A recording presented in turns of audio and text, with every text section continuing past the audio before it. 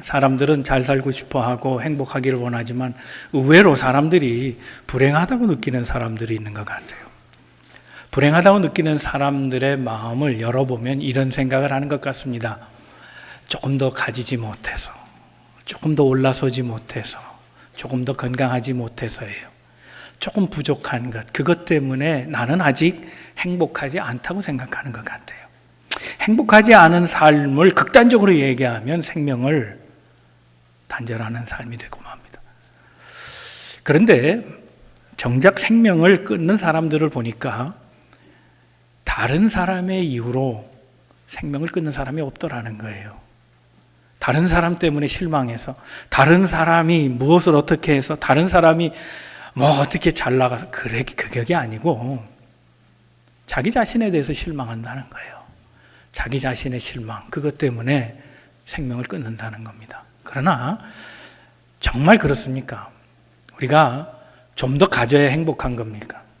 좀 더 누려야 행복하다고 말할 수 있는 겁니까?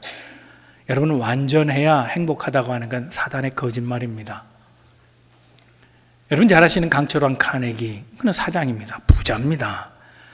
그는 많은 사람들을 만났습니다. 물론 다 그가 만난 사람들은 다 재력가들이고 권력자들입니다. 특히 부자들을 많이 만났습니다. 그런데 그가 이런 얘기를 남깁니다. 나는 많은 부자들을 만나봤지만 웃고 있는 부자는 못 만나봤다. 돈 있으면 행복할 것 같지만 꼭 그런 것도 아니라는 겁니다. 건강하면 행복할 것 같지만 꼭 그런 것도 아니라는 겁니다. 많이 배우면 행복한 것 같지만 그것도 아니라는 겁니다. 배우면 배울수록, 알면 알수록 근심은 더해가는 겁니다. 어떻게 하면 그러면 우리가 행복해질 수 있는가? 오늘 함께 읽은 본문의 말씀을 속에서 그 답을 찾아보고 우리가 이전보다 더 행복한 삶을 살아가기를 바랍니다. 지금 불행하다고 생각하시는 분 계십니까? 회복하시기를 바랍니다. 삶의 열정을 회복하시고 더 많은 감사를 회복하시고 더 기쁨으로 삶을 사셔서 우리의 남은 생애가 행복으로 채워지는 복된 인생이 되기를 주님의 이름으로 축원합니다. 우리 옆에 분 서로 권면하시고 말씀 듣겠습니다. 하나님은 오늘도 당신을 향한 계획을 가지고 계십니다. 자, 행복한 삶을 살기 위해서는 어떻게 해야 되느냐? 첫 번째로 버릴 건 버리자입니다. 버려야 합니다. 자, 오늘 본문의 말씀입니다. 이 본문의 말씀은 대지마다 계속 반복해서 읽을 것입니다. 새기고 염두하면서 한번 말씀을 따라 읽도록 하겠습니다. 다 같이 읽겠습니다. 그가 우리를 대신하여 자신을 주심은 모든 불법에서 우리를 속량하시고 우리를 깨끗하게 하사 선한 일을 열심히 하는 자기의 백성이 되려 하심이라. 여러분, 행복한 사람이 누구냐? 행복한 사람은 오늘을 즐기는 사람이랍니다. 오늘을 즐길 줄 아는 사람. 그러니까 오늘을 즐기는 사람은 최고의 인생을 사는 사람입니다. 오늘을 내 것으로 만드는 사람. 오늘을 최고의 인생으로 가꾸어 가는 사람. 여러분, 오늘을 즐겨야 하는, 최고로 만들어야 하는 이유가 있습니다. 왜냐하면 오늘 본문에서 그 이유를 가르쳐 주기를 주님께서 우리를 대신해서 죄를 속량해 주셨기 때문이라는 겁니다. 주님께서 우리를 하나님 나라의 백성 되게 하기 위해서 자기 자신이 죄값을 치루어 주셨다는 겁니다. 우리가 치러야 되는 노력, 대가, 수고, 고생, 염려, 근심, 환난, 고초 모든 것들을 다 주님이 다 해줬다는 겁니다. 그러므로 우리는 누리기만 하면 된다는 겁니다. 주님이 해주셨다는 겁니다. 그러므로 여러분, 행복이란 결정하는 겁니다. 저는 철학자는 아닙니다. 그러나 철학적으로 말하면 그런 얘기입니다. 행복은 선택이다. 행복하기로 하는 겁니다. 왜요? 이미 행복이 주어졌기 때문입니다. 그걸 모르고 있다면 지금부터 행복을 선언하고 살면 되는 겁니다.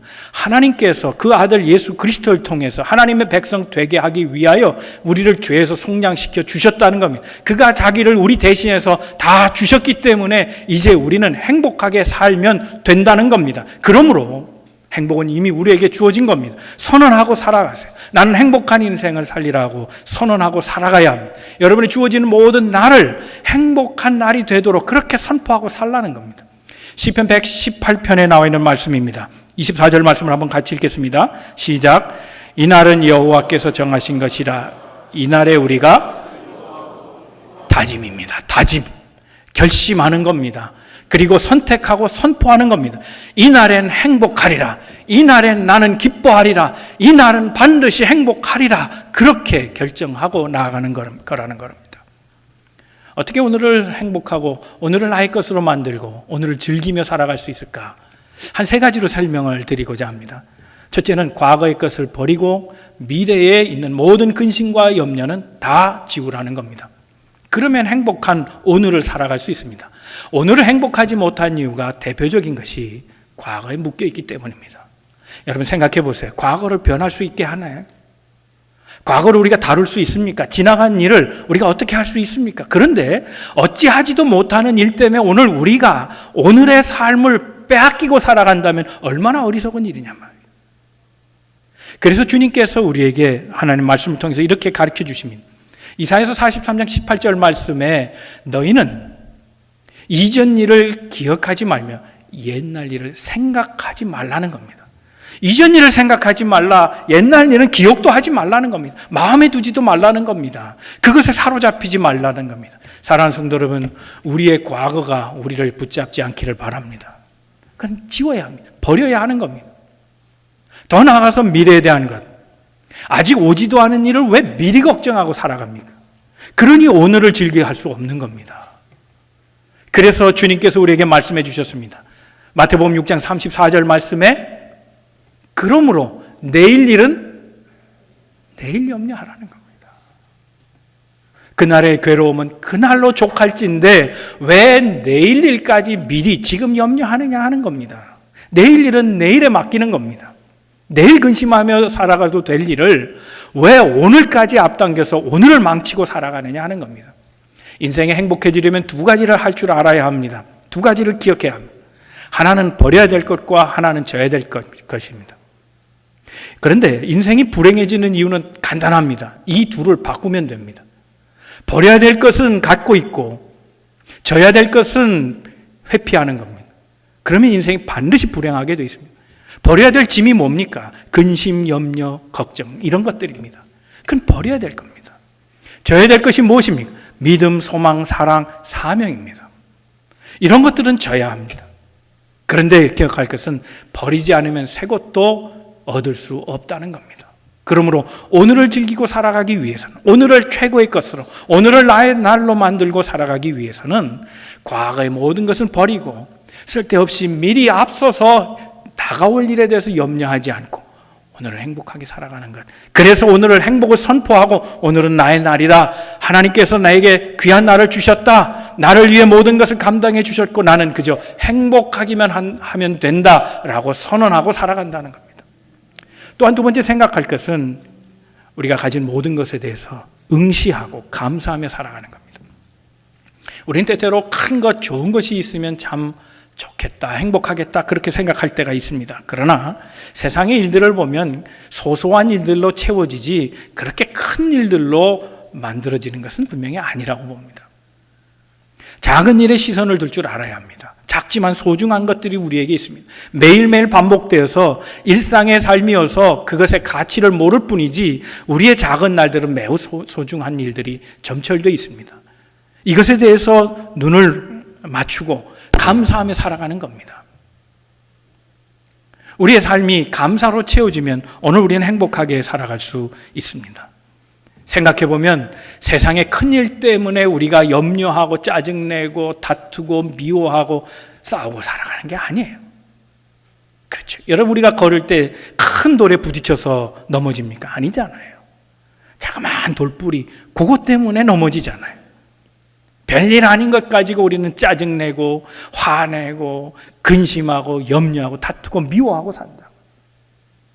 그 소소한 일을 잘 생각하세요. 그 안에 감사가 있어요. 작은 일에 감사를 느낄 줄 알면 행복의 삶이 만들어진다는 겁니다. 여러분 분명히 기억할 것은 오늘 감사하고 살아가지 않으면 우리의 오늘 하루의 삶을 빼앗긴 거나 다름없습니다. 여러분 80을 살든 100살을 살든 만약 우리의 삶을 매일매일 불안과 염려 속에 짜증내면서 근심하고 살아가면 100세를 살아도 그건 장수한 게 아닙니다. 그러나 60, 70을 살아도 우리의 삶이 그런 헛된 것에 빼앗기지 않고 매일매일 감사로 행복한 삶을 살아갈 수 있었다면 그 사람은 60이 아니라 그 이상의 가치를 살아간 사람이 될 겁니다. 감사하고 살아갔어요. 작은 걸 소중히 여기고 그것에 시선을 놓치지 마세요. 그럴 때 오늘을 행복하게 살아갈 수 있습니다. 큰 일을 기대하고 내일을 보면서 살아가지 마세요. 오늘 주어진 일, 작은 일 속에 행복이 있다는 사실을 기억하고 그것에 염두하며 오늘에 감사하고 살아가는 우리 만남의 모든 성도들 다 되시기를 주님의 이름으로 축원합니다. 세 번째, 이게 중요합니다. 내 뜻대로 안 될 때에도 감사의 조건을 놓치지 마세요. 우리는 원하는 대로 되지 않을 때가 너무 많습니다. 그렇잖아요. 소원했지만 안 될 때가 있어요. 계획했지만 뜻대로 안 될 때가 있다고요. 그게 인생이 아니에요. 여러분, 사도 바울도 그렇게 살았어요. 복음을 증거했습니다. 하나님의 일을 하는 사람인데 이왕이면 하나님께서 모든 일을 다 풀리게 해주시면 참 좋잖아요. 그런데 그는 감옥에 갇힙니다. 일이 뭔가 잘못된 거예요. 그런데 그 감옥에 있으면서도 바울은 기뻐했어요. 아니, 기뻐하기로 한 거예요. 감옥에 있는 것을 좋아할 사람이 누가 있겠습니까? 먹을 것이 좋습니까? 잠자리가 변하겠습니까? 더위 추위를 이기겠습니까? 거기가 안전하고 평안한 곳이겠습니까? 분명 그도 압니다. 이건 정말 지옥과 같은 현실이다. 어둡고 춥고 때로는 덥고 냄새나고 먹을 것은 구비되지 않고 매맞고 고초당하고 내일을 알 수 없는 불안과 염려 속에 살아간다는 것, 자유 없이 살아간다는 것, 그게 불편하고 얼마나 괴롭고 그게 불행하다는 것 바울도 알아요. 그런데 바울은 그 속에서 감사하기로 했어요. 기뻐하기로 했다는 거예요. 그걸 그렇게 결정하고 산 겁니다. 왜요? 그의 삶은 오직 하나였어요. 사나 죽으나 그리스도의 이름을 증거하는 겁니다. 그렇다면 감옥 밖에 있거나 감옥 안에 있거나 중요한 것은 하나님의 일을 하면 되는 거잖아요. 감옥 밖에서도 하나님이 역사하신다면 나와 함께 하시는 하나님, 이 감옥에서도 역사하신다는 그 믿음, 하나님의 시간은 아직도 계속되고 있고 하나님의 역사는 지금 나와 함께 진행되고 있다는 이 사실 하나만으로 그는 기뻐하기로 한 거예요. 여러분, 내 뜻대로 안 된다고 해서 우리는 실망하잖아요. 내가 원하는 삶이 아니어서, 내가 바라던 것이 아니어서, 내가 바라던 사람이 아니어서 그래서 실망하잖아요. 그러나 바울은 그렇지 않았어요. 그리 아니하실지라도 그럼에도 불구하고 그는 결단하고 살았어요. 감사하기로, 기뻐하기로, 이 행복을 놓치지 않기로 그렇게 결단한 거예요. 그가 쓴 옥중에서 쓴 서신이 4개나 됩니다. 그 중에서 빌립보서 불과 4장밖에 되지 않지만 거기에 기뻐하라는 말이 16번 나옵니다. 꼭 그런 건 아니지만 평균적으로 잡으면 한 장에 4번씩 나온 거 아닙니까? 짧은 서신 안에 기뻐하라는 말을 계속합니다. 기뻐하는 것이 무엇인지 몰라서가 아닙니다. 삶이 어떠한 환경에 있다도 하나님이 함께 하심으로 나는 기뻐할 수 있다는 믿음의 고백입니다. 예수님도 그렇게 사셨습니다. 성도님들의 기도 가운데 성지순례를 29명의 우리 교우들이 잘 다녀왔습니다. 주님의 행적을 요르단으로부터 요단강을 건너서 사해바다를 돌아서 그래서 곳곳을 살펴보면서 은혜의 자리 아닌 곳이 없었습니다. 그 중에서 제게 개인적으로 감동을 느꼈던 자리는 예수님의 감옥이었습니다. 여러분 보시는 사진에 이 예수님의 감옥, 이 감옥은 앞으로 나 있는 구멍이 아닙니다. 바닥에 뚫려진 구멍입니다.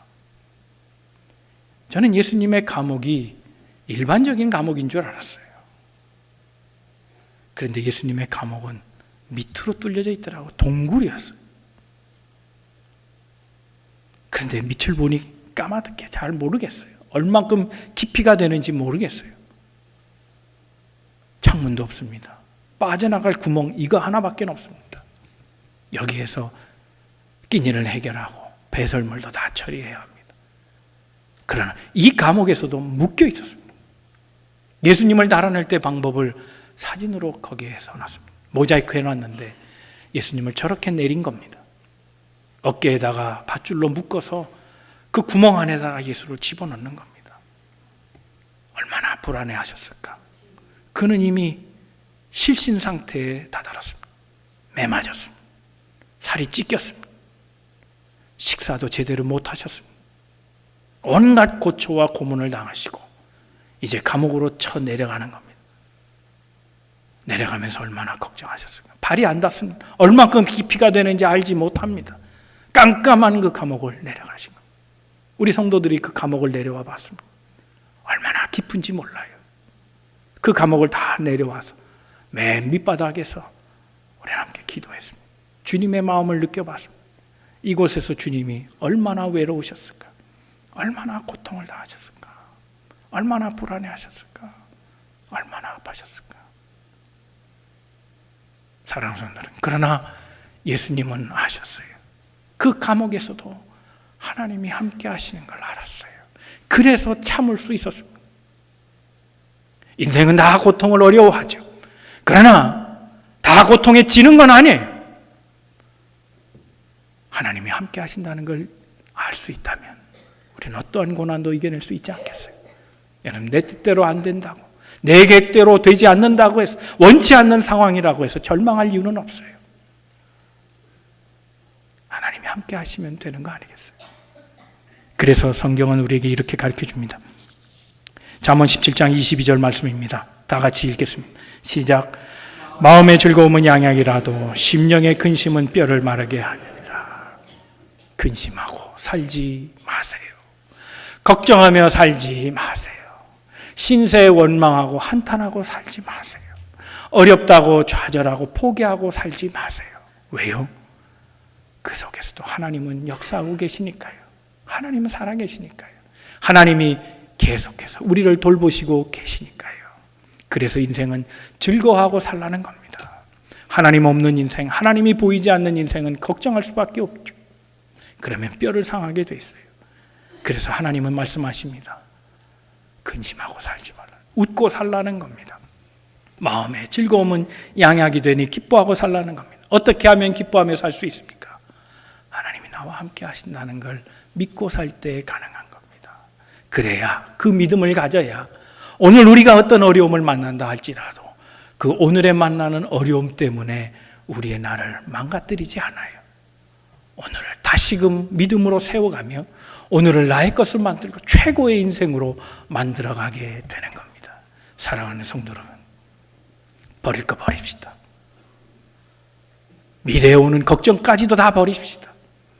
그리고 작은 것을 소중히 여기며 삶의 어떤 순간에도 그것이 역경일지라도 하나님의 역사하심이 오늘도 계속되고 있다는 것, 나를 돌보신다는 사실, 이 믿음 붙잡으시고 우리의 삶의 나날들을 행복의 순간들로 채워가는 은혜의 백성들 다 되시기를 주님의 이름으로 축원합니다. 두 번째 생각할 것은 행복은 진실로 만들어진다는 겁니다. 진실이라는 것이 재료입니다. 여러분, 이 말을 바꾸고 하면 어떻게 되겠습니까? 자명하지 않아요? 진실하지 않은 것, 깨끗하지 않은 것, 더러운 것으로 만들어가는 인생이 행복하겠습니까? 아니잖아요. 깨끗함이 인생을 행복하게 만들어가는 겁니다. 자, 14절 말씀 다시 한번 읽어보겠습니다. 시작. 그가 우리를 대신하여 자신을 주심은 모든 불법에서 우리를 속량하시고 우리를 깨끗하게 하사 선한 일을 열심히 하는 자기 백성이 되게 하려 하시며. 이 말씀에 주목하세요. 주님께서 우리를 깨끗하게 하셨다는 거예요. 사랑하는 성도 여러분, 주께 나온 성도 여러분, 주께서 여러분의 삶과 여러분의 마음, 그 심령을 깨끗하게 해 주실 줄로 믿습니다. 여러분, 성경을 보면 예수님께서 우리 모든 인생들, 가난한 사람들, 병든 사람들을 치유하시고 깨끗하게 하시며 회복시킨 일들을 우리 너무나 잘 알고 있습니다. 우리가 잘 아는 그 회복의 역사, 깨끗하게 하신 역사 가운데 거지 맹인 바디메오라고 하는 사람이 있습니다. 마가복음 10장에 나오는 이 이야기는 우리에게 뭔가 낯선 정보를 제공해 줍니다. 그가 예수께서 지나가신다는 소리를 들었습니다. 그는 눈은 보이지 않았지만 그 소리를 듣고 믿음으로 외칩니다. 주를 부릅니다. 주께서 그에게 응답해 주셨습니다. 그를 불러 세우십니다. 그런데 그는 이상한 행동을 합니다. 마가복음 10장 49절 50절 말씀 한번 읽어봅니다. 시작. 예수께서 머물러 서서 그를 부르라 하시니 그들이 그 맹인을 부르며 이르되 안심하고 일어나라. 그가 너를 부르신다 하매 맹인이 겉옷을 내버리고 뛰며 일어나 예수께 나오고. 주님께 부름을 받은 그 순간 이 바디메오는 옷을 벗었다는 겁니다. 옷을 벗으라 하지 않았습니다. 그런데 예수 앞에 나갈 때 그는 겉옷을 벗었습니다. 유대인의 복장을 보면 유대인은 속옷은 있기는 있었습니다. 그러나 일상적인 게 아닙니다. 속옷이 없을 수도 있습니다. 특별히 가난한 사람은 없습니다. 부자나 겨우 있습니다. 겉옷은 때로는 이불 역할도 하고 외출복 역할도 합니다. 낮에는 외출복, 밤에는 이불입니다. 특히 거지에게는 이것은 전 재산입니다. 그는 걸치고 있던 옷을 벗고 주님께 다가갔다는 겁니다. 나체입니다. 벌거숭이로 나갔다는 겁니다. 너무나 이상한 일입니다. 사랑하는 성도는 우리의 영안이 띄어지지 않는 이유가 뭡니까? 우린 자기라고 하는, 남을 의식하는 자기라고 하는, 경건으로 위장해 자기라고 그렇게 말해지는 나의 옷을 벗지 않고 있기 때문은 아닌가 싶습니다. 여러분, 주님 앞에 나올 때는 벗고 나와야 합니다. 예배하러 나오는 성도들은 벗고 나와야 하는 겁니다. 근데 우리는 때때로 착각하는 게 있습니다. 일주일 만에 보는 성도는 다 거룩해 보입니다. 멀리서 보는 성도는 다 거룩해 보입니다. 우리는 일주일 동안 헤어져 있다 만나면서 위장하고 옵니다. 경건의 모습으로 위장, 거룩함의 모습으로 위장합니다. 말투도 달라지고 걸음걸이도 달라지고 몸의 맵시 모든 것이 바뀌어버립니다. 다 거룩의 흉내를 냅니다. 하나님 앞에 좀 솔직해질 수는 없습니까? 하나님 앞에 나오는 것은 옷을 치장하는 일이 아니라 도리어 걸치고 있는 옷을 벗고 나오는 일입니다. 여러분, 우리가 깨끗해지려면 어떻게 해야 합니까? 거울을 봐야 되는 거 아닙니까? 그런데 정말 우리는 거울을 보고 있습니다. 거울이라고 하는 사물을 보고 있습니다. 거울을 보는 이유가 무엇입니까? 거울을 보자는 게 아니라 거울에 비친 나를 보자는 거 아닙니까? 우리 교회는 병원입니다. 목욕탕입니다. 목욕탕에 오면서 왜 옷을 입고 들어옵니까? 옷을 벗고 들어와야 씻을 수 있는 것 아닙니까? 옷을 입고 들어왔다는 것은 씻을 것이 없다는 의로운 자들입니다. 교만한 자들입니다. 목욕탕에 와서 왜 옷을 입고 들어옵니까? 벗고 와야지. 우리는 예배를 본다 합니다. 정말 거울을 보는 것 같이 예배도 보는 겁니다. 설교도 거울입니다.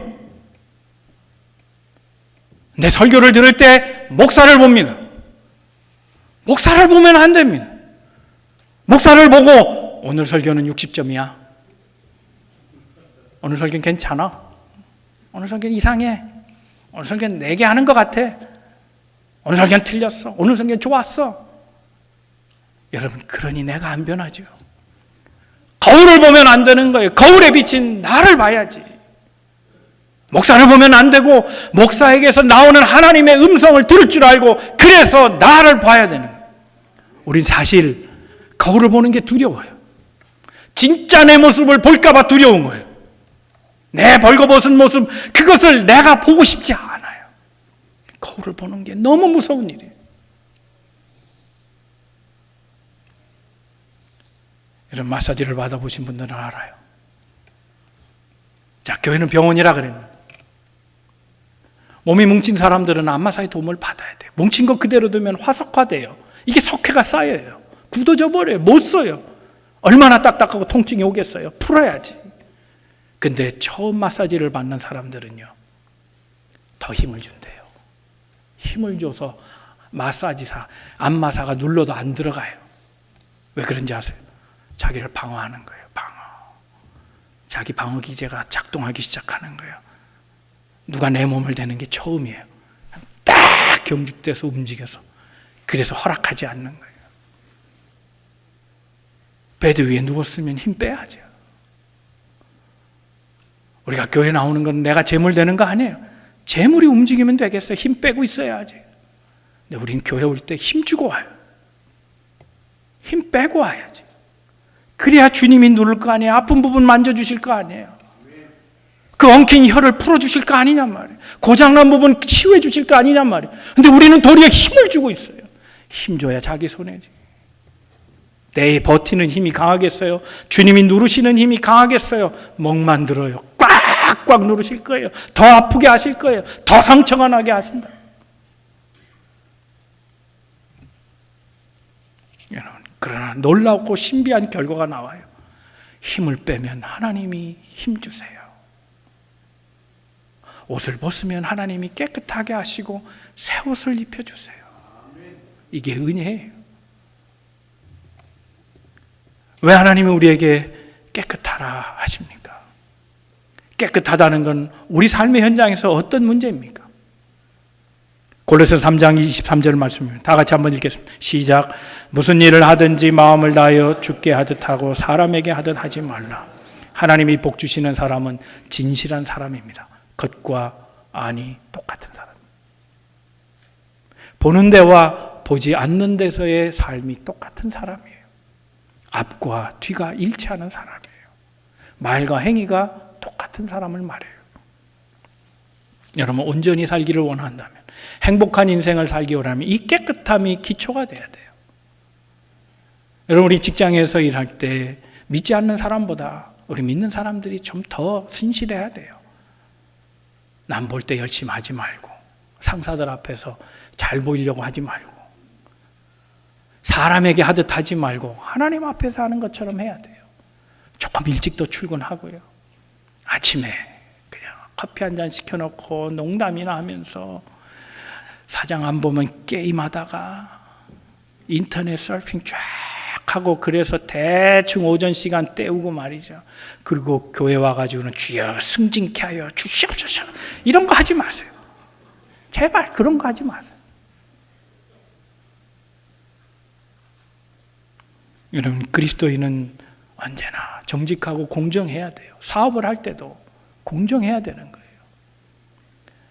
이런 말 하면 교인들이 저를 나무래요. 목사님은 사회생활 잘 몰라서 그래요. 속마음 주고 장사하는 거 어떻게 해요? 안 되지. 다 눈 감아 주셔야지, 그래야 헌금도 하지. 살짝 저를 가르쳐요. 네, 여러분, 그래요. 정직하게 하면 일부의 손님은 떨어질 수 있어요. 그러나 제가 믿는 것이 있어요. 그런 사람에겐 하나님이 더 큰 고객을 주실 줄로 믿습니다. 우리는 그렇게 정직하게 살아가는 거예요. 그런데 우리가 유혹에 빠지고 실족할 때가 있어요. 악한 방법으로 하는데 잘 되는 걸 볼 때예요. 성경 분명히 그렇게 얘기하잖아요. 악인의 형통함을 부러워하지 말라는 거예요. 그래서 세계적인 명언 있잖아요. 이 시대를 일갈해버리는 세계적인 명언 한번 따라하세요. 부러우면 지는 거다. 지지 마세요.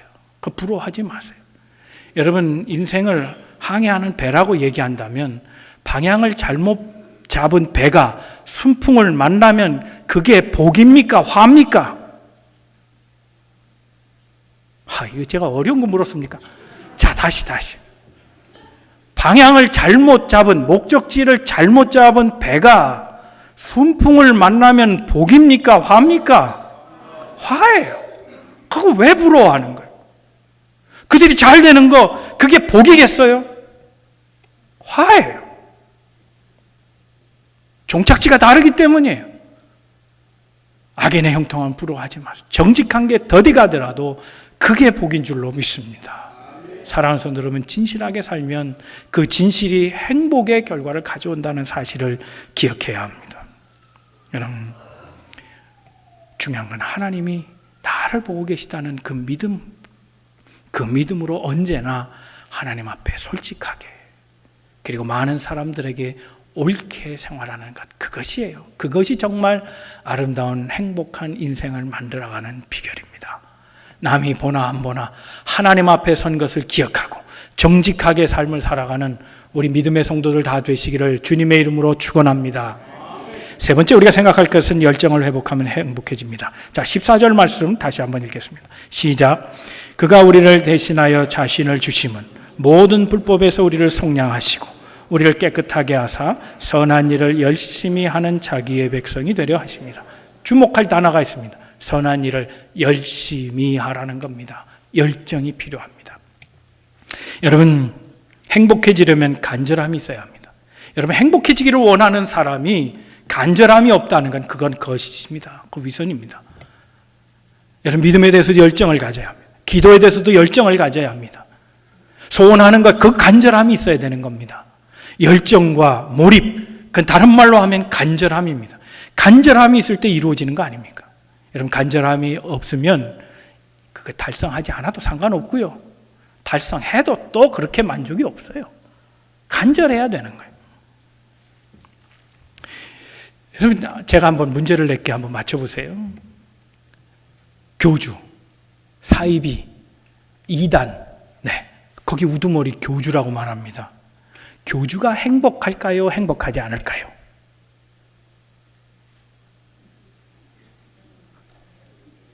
교주는 행복하답니다. 왜 그런가 하면 거짓말을 계속 하더라도 그걸 나중엔 진짜로 믿어버린대요, 자기 자신이. 신천지의 이만희 행복해 보이나요? 네, 행복해요. 정말 행복해서 하는 거예요, 그 사람은. 틀린 일인데도. 그러니까 믿음이라는 게 얼마나 이렇게 무서운 건지 몰라요.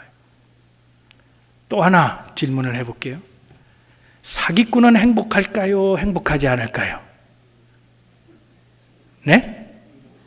행복하지 않대요. 왜요? 지가 거짓말인 걸 너무 잘 아니까. 그래서 사기꾼은 절대로 행복하지 않다는 거예요. 그러니까 교주는 행복할 수 있어도 사기꾼은 행복하지 않은 거예요. 그게 차이예요. 여러분, 한국 가수 중에 그 콘서트 하면 맨발로 열창하는 여가수가 있어요. 있죠? 여러분 이름 아시죠? 네, 이은미라는 가수가 그렇대요. 맨발에 디바 뭐 이래요. 근데 이 아가씨는 아니 아줌마구나. 근데 이분은 노래할 때 왜 신발을 벗고 하는지 잘 모르겠어요. 이유를 설명 안 하니까 잘 모르겠는데 마치 무언으로 그걸 얘기하는 것 같아요. 정말 전문가라면 노래를 부르는 것이 전업이라면 어떻게 뾰족한 하의를 신으면서 넘어질까 조심하면서 음악을 쏟아내겠느냐는 거예요. 그걸 얘기하는 것 같아요. 그러니 차라리 나는 신발을 벗고 난 노래 부르는 데만 매진하겠다는 거예요. 거추장스러운 거 다 신경 안 쓰고. 사람들 보세요. 무대 의상에 아주 열을 내잖아요. 반짝반짝거리는 거 있고 하이힐 신으면서 여기 쭉 터진 거 있고 뭔가 과시하면 그래가지고 어떻게 음악성이 나오겠어요? 그렇잖아요. 여러분, 간절함이 프로를 만드는 겁니다. 맨발의 디바 진짜 프로입니다. 간절함이 그렇게 사람을 만들어가는 거예요. 간절함이 인생을 변화시키는 거예요. 그런데 생각해 보세요. 오늘날 간절함이 점점 약해지고 있어요. 우린 살고자 하는 욕망이 그렇게 간절하지 않아요. 너무 모든 것이 다 풍성한 시대에 살고 있어요. 신앙도 간절해지지 않아요. 모이는 것도 이젠 간절해지지 않아요. 기도하는 것도 간절히 하지 않아요. 말씀 사모하는 것도 간절하지 않아요. 그냥 적당히 하고 튀지 않을 정도로만 하면 되는 거로 생각하고 있어요. 여러분, 주님의 말씀을 기억하세요. 간절해야 돼요. 로마서 12장 11절 말씀입니다. 다 같이 말씀 읽겠습니다. 시작. 부지런하여 게으르지 말고 열심을 품고 주를 섬기라. 열심을 품으라는 거예요. 간절하라는 겁니다. 주의를 간절하게 하라는 겁니다. 기도도 간절하게 하라는 겁니다. 찬송을 부를 때도 간절히 하게 하라는 거예요. 제가 오늘 일부에 설교는 안 했지만 일부에 어떤 분, 우리 일부에 나오신 두 분이 그래요. 찬송을 그냥 부를 수 없다는 거예요. 그래서 그분은 찬송할 때 꼭 일어나서 찬송해요.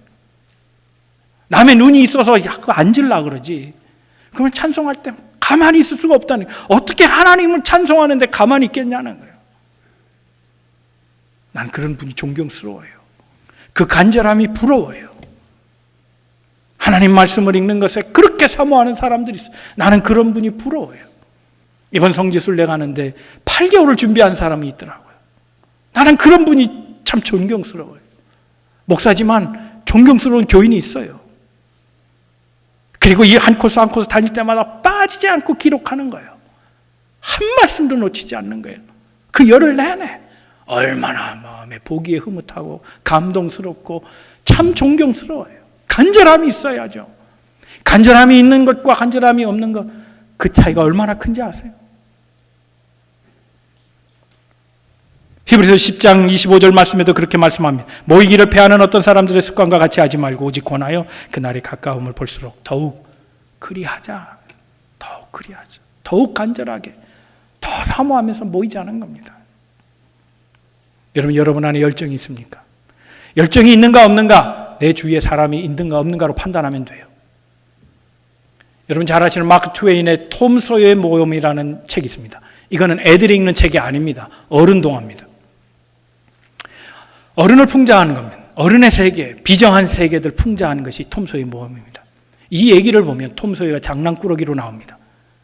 그래 늘 야단 맞습니다. 폴리라는 이모한테 아주 꾸짖음을 당하고 아주 야단 맞습니다. 어느 날 장난을 치다가 걸렸습니다. 그래서 벌을 받게 되는데 담장에 페인트를 칠합니다. 그런데 이 톰 소여는 얼마나 재밌게 칠하는지 벌 받으면서도 아주 열정적으로 신나게 페인트를 칠하는 겁니다. 그러니까 주변에 지나가던 친구들이 무슨 정말 좋은 일이 있는 줄 알고 재밌는 줄 알고 모여드는 겁니다. 야, 그거 재밌어. 재밌지. 그래? 나도 할 수 있어. 돈 내. 톰 소여는 그거 갖고 장사해요.